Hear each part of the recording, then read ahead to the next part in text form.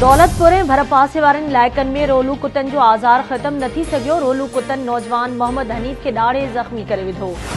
कलोईअ में रोलू कुतनि बठे ते मज़दूरीअ लाइ वेंदड़ पोरियत तुलसी कोलीअ खे ॾाढे विधो। खेसि अस्पताल इंतज़ामिया वैक्सीन करण बदिरां वापसि मोटाए छॾियो।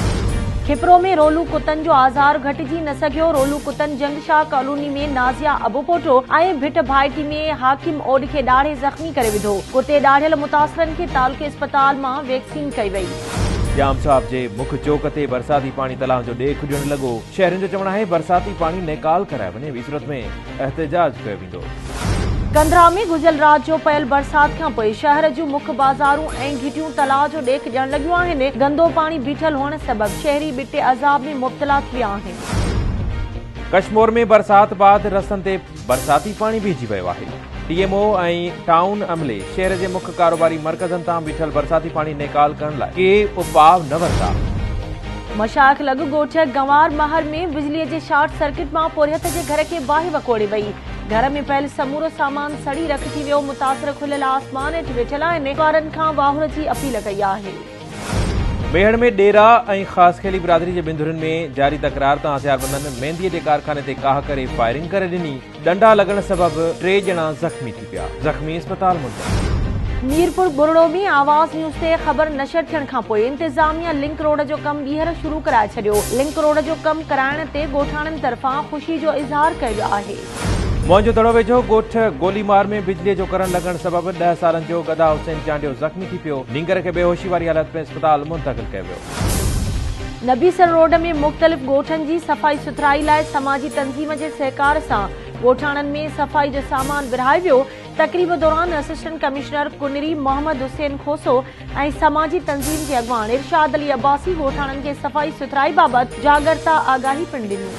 नौशरो फिरोज वेझो ट्रॉलर ऐं मोटरसाइकिल में टक्कर जे नतीजे में सिद्दीक शाह ऐं शाहिद शाह ज़ख़्मियुनि खे गणती जोगी हालत में नवाब शाह अस्पताल मुंतक़िल कयो वियो।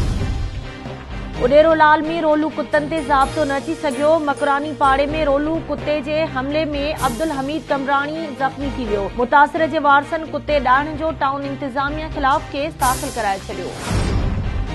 फुल शहर वेझो गॾे गाॾे खे बचाईंदे गाॾी कल्टी थी पई।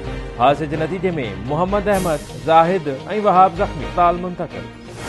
काज़ी अहमद लॻ ॻोठ गंवार महर में बिजलीअ जे तारुनि मां ओचितो बचल जतोईअ जे घर खे बाहि लॻी वई। बाहि लॻण सबबि संदसि घर जो समूरो सामान सड़ी वियो। काज़ी अहमद में डिप्टी कमिश्नर शहीद बेनज़ीराबाद इब्रार अहमद जाफर मुख़्तलिफ़ रेवेन्यू ऑफिसनि जो ओचितो दौरो करे तपेदारनि जा रिकॉर्ड चेक कया। अवामी शिकायतुनि ते डिप्टी कमिश्नर ॿिनि तपेदारनि दिलदार लाखो ऐं राजा हरीचंद उर्फ बादशाह वाणियो खे मुअत्तल करे रिपोर्ट करण जो हुकुम जारी कयो।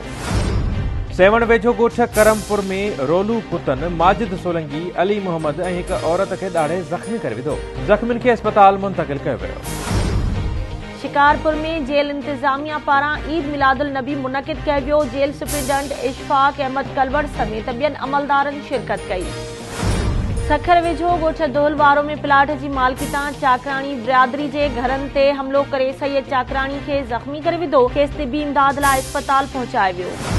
टंडियल हयार में रोलू कुतनि जे ॾाइण वारो सिलसिलो रुकिजी न सघियो। ॻोठ आरब भुरगड़ीअ में रोलू कुतनि 9 सालनि जे सूरज खे ॾाढे ज़ख़्मी करे विधो। ज़ख़्मी बालक अस्पताल मुंतक़िल। टंडो रहीम खान में ट्रक ड्राइवरनि पुलिस जे मुबैना ज़ियादतियुनि ख़िलाफ़ AFP बंद ते ट्रकूं बीहारे एहतिजाज कयो। हुननि SSP दादू खां मुतालबो कयो त जोही तालके जे ज़ालिम पुलिस ऑफिसर मां संदन जान आजी कराए इंसाफ़ कयो वञे। ऐं 12 में रोलू कुतनि जो आज़ार न घटिजी सघियो। शहर जे मीरनकोट पाड़े में रोलू कुतनि मासूम नींगर सुफियान चौलियाणीअ खे ॾाढे ज़ख़्मी करे विधो। ज़ख़्मी नींगर अस्पताल मुंतक़िल।